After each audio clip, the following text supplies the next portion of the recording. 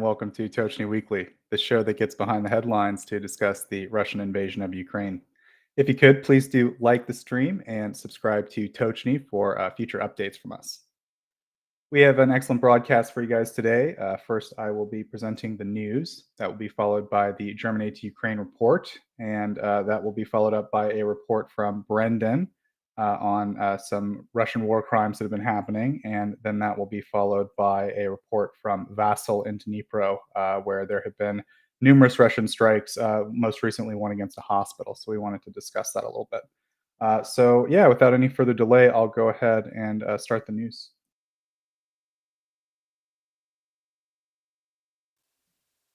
These are the main headlines for the week for the Russian invasion of Ukraine on October 27th. Ukraine recently reported a successful overnight drone strike on a significant Russian explosives production facility located approximately 750 kilometers from the Ukrainian border. The factory, the Sverdlov plant in Dzerzhinsk near Nizhny Novgorod, has been a primary target due to its contribution to Moscow's military supply lines, as Kyiv aims to disrupt Russian forces through strikes on key military and energy infrastructure. An SBU security source informed AFP that the drones hit the Sverdlov plant, although Russian authorities stated the attack had been intercepted. The Sverdlov plant is one of Russia's prominent military explosives producers and has been previously sanctioned by both the United States and European Union due to its importance to Russia's defense sector. Following the incident, Russian social media shared videos showing a large explosion and images of small drones intercepted by air defenses, although these reports have yet to be verified independently. Ukrainian forces have recently managed to hold the line and stabilize conditions in Toretsk, located in the contested Donetsk Oblast. According to Anastasia Bobonnikova, spokesperson for the Operational Tactical Group Luhansk, Russian troops have concentrated on the eastern sector of Toretsk, which has turned into a key area in the conflict dynamics. Toretsk is around 35 kilometers north of Russian-controlled Donetsk and has become a focal point in recent months as Russian forces press on their eastern advance.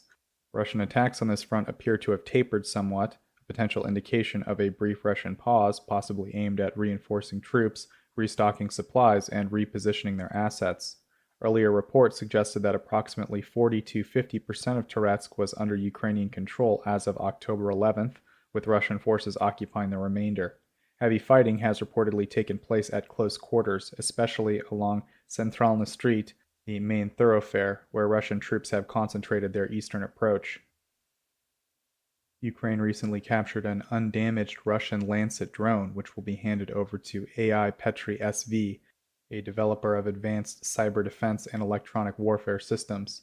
According to European Solidarity's website, the Lancet drone, notorious for its effectiveness against Ukrainian forces, will be studied to enhance countermeasures against it and other drones such as the Orlan, Zala, and Supercam, which often act as targeting guides.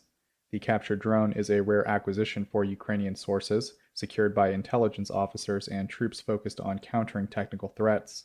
During a recent visit to the Eastern Front, the European Solidarity leader Petro Poroshenko accepted the drone and explained that the AI Petri SV team will dissect its technology to refine electronic countermeasures and keep pace with Russian adaptations like frequency changes.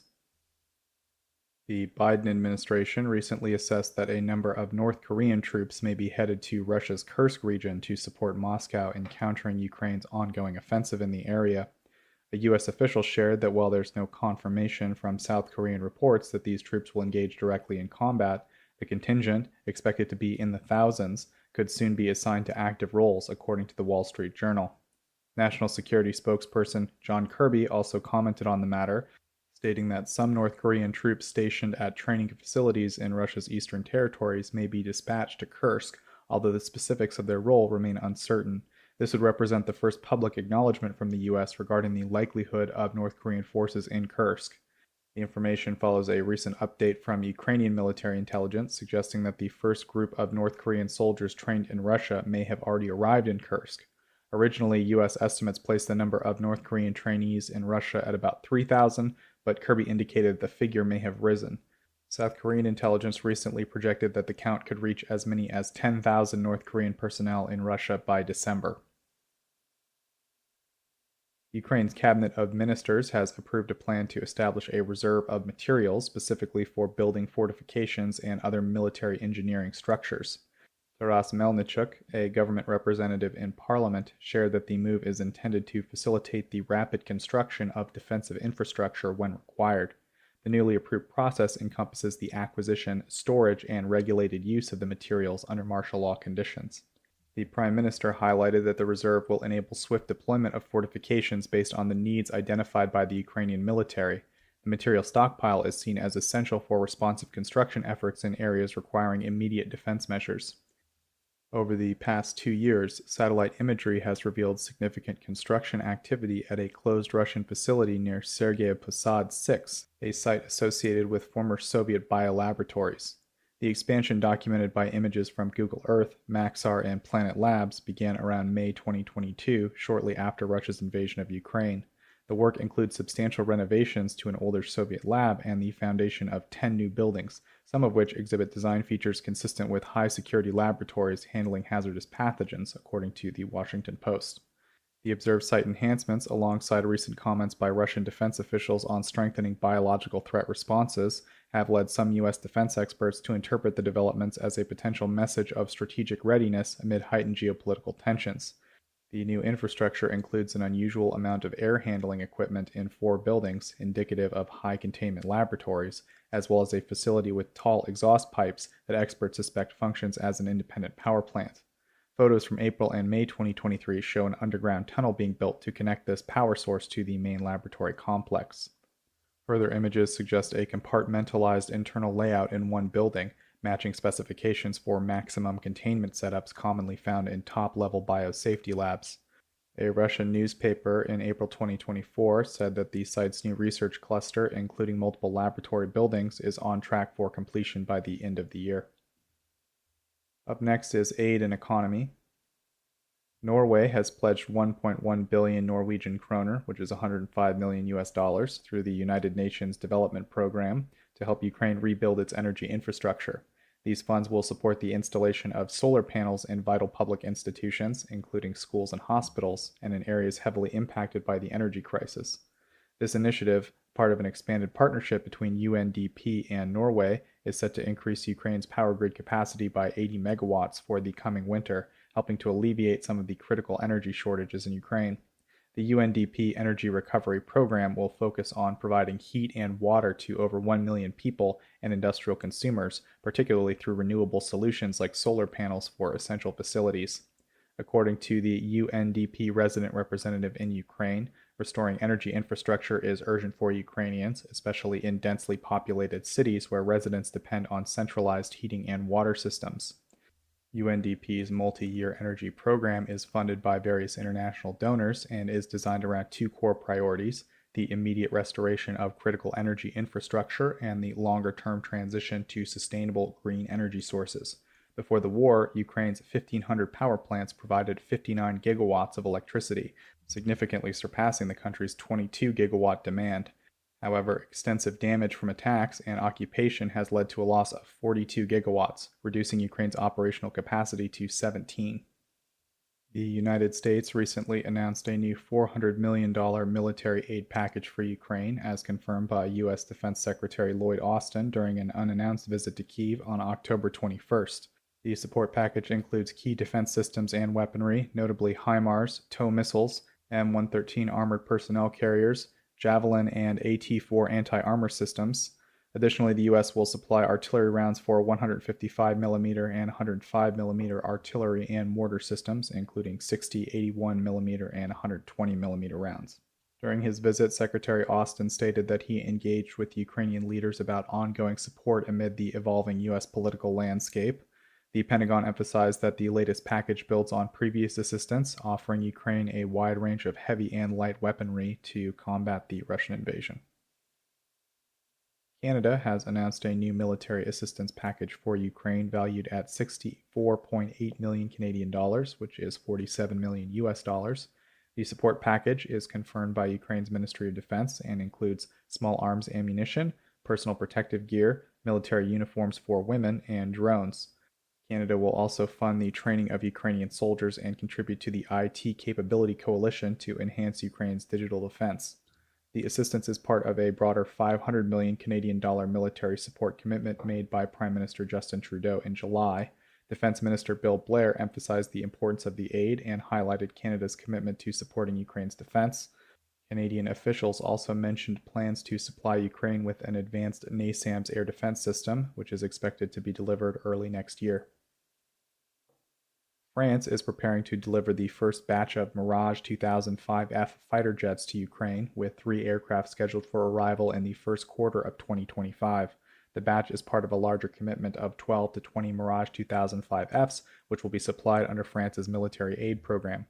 The jets are typically used as air superiority fighters and are currently undergoing modifications to equip them for ground target capabilities, addressing Ukraine's need for a versatile combat aircraft. Once modified, the jets will be compatible with Scalp-E, Storm Shadow cruise missiles, and AASM guided bombs, weaponry with which Ukrainian pilots have prior experience. The upgrade is a significant adaptation as the Mirage 2000 was not initially designed for air-to-ground missions. In parallel, training is underway for Ukrainian pilots and ground support teams who are being instructed in the operation and maintenance of the advanced aircraft. France's Air and Space Force, which still operates 26 Mirages, is facilitating the training and technology transfer to ensure a smooth integration of the aircraft into Ukraine's defense forces. The G7 has agreed on a structured plan to provide Ukraine with a $50 billion loan sourced from frozen Russian assets. This arrangement, termed Extraordinary Revenue Acceleration Loans, will utilize the earnings generated from the frozen Russian assets, with repayments handled according to each G7 country's legal frameworks and international guidelines, as outlined in the G7 leader statement. The loan proceeds are designated to cover Ukraine's urgent needs, including budget support, military assistance, and reconstruction efforts, and are expected to be distributed through multiple funding channels. The goal is to begin dispersing the funds by the end of the year. Ukraine recently received a significant $1.1 billion installment from the International Monetary Fund following the completion of the program's 5th revision. Prime Minister Denis Shmyhal confirmed that the funds will support essential non-military budget needs, helping Ukraine manage financial pressures amid the ongoing war. Foreign assistance has become vital for Ukraine's economy, with $42.5 billion in external financing received last year to help sustain government operations. The IMF's Extended Fund Facility, under which Ukraine receives the funds, is structured to provide a steady financial foundation amid wartime disruptions, support Ukraine's eventual recovery, and encourage growth aligned with its goal of EU membership. The EFF agreement spans multiple years, enabling Ukraine to access up to $15.6 billion in phased funding to aid in its economic stabilization and post-war rebuilding efforts. Turkey has recently implemented covert restrictions on the export of U.S.-origin military equipment to Russia, as reported by the Financial Times. Despite being a NATO member, Turkey previously maintained substantial trade with Russia, with military-related exports rising dramatically from 3 million to 38 million per month following Russia's invasion. This trade included components vital for Russia's weapon systems, such as electronic parts for missiles and drones, thereby bypassing international sanctions intended to limit Russia's military operations.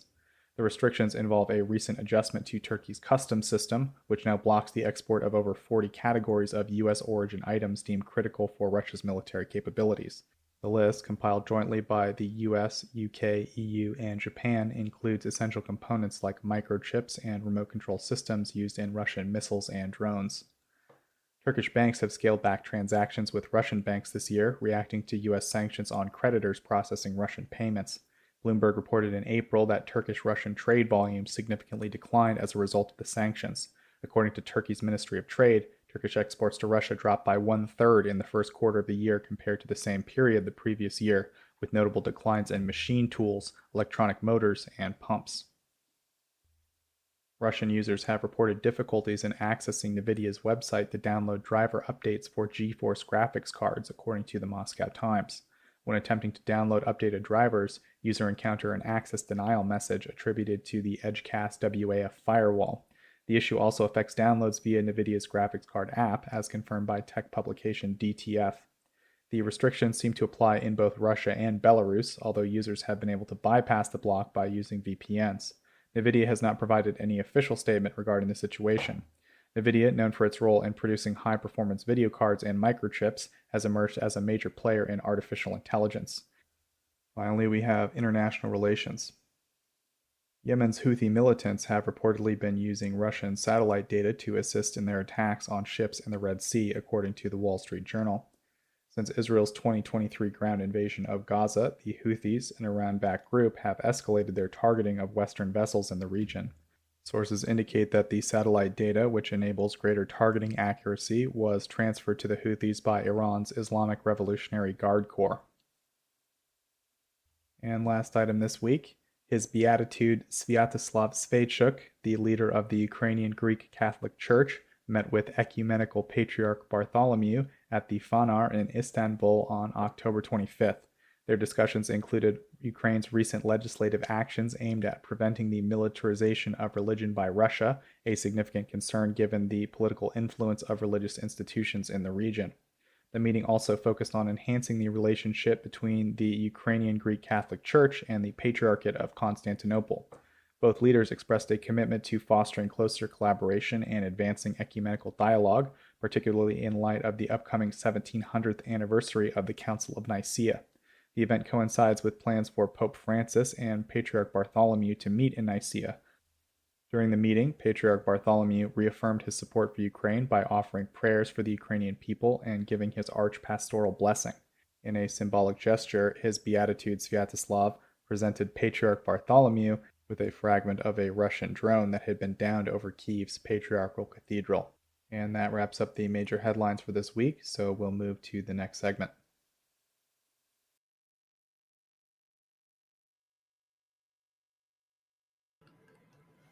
Hello guys, as always I will now present the most important news from Germany regarding Ukraine. We start with a new bilateral security agreement was already signed months ago. We start with a new bilateral agreement on scientific and technological cooperation between Germany and Ukraine signed on Tuesday.